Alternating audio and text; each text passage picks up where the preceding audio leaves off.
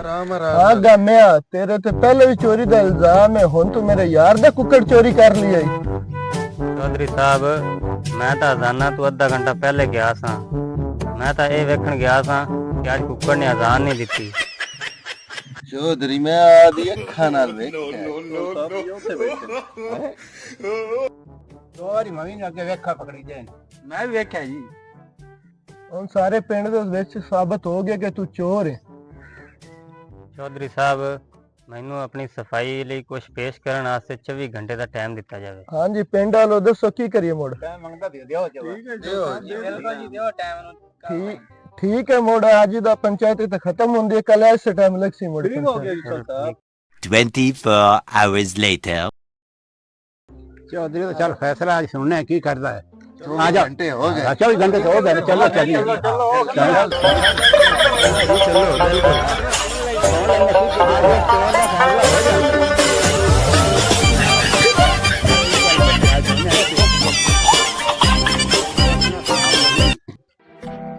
सुना चौधरी साहब किन्ने मुड़ कणक खेती हुई है इस बारी? अपनी माशाल्लाह फी एकड़ 50 मन निकल आई है। चल मुड़ चलिए हो आइए। यार वो पंचायत का एक फैसला करना है मुड़, वो भुगता लिए मुड़ चलने है। चलो मियाँ ठीक है मुड़ भुगता लो जल्दी।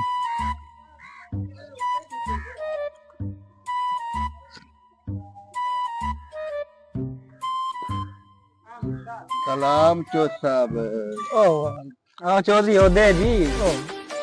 इधर बाबा जी।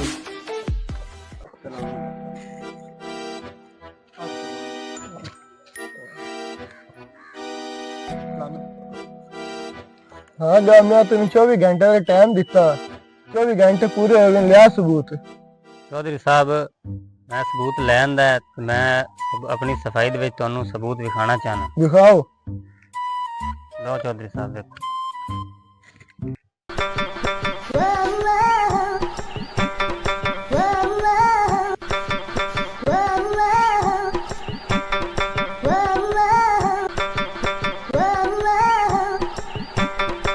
सबूत वेख के साबित होया कि गामा बेगुनाह है। लिहाजा मैं फैसला करना है कि पिंड वाले सारे इन्हें एक एक कुकड़ दियो। इनके जेड़े इल्जाम लगे तुसी बेबुनियाद इल्जाम लाया। हाँ जी मैं फैसला कर दिता है, हुन तुसी जाओ।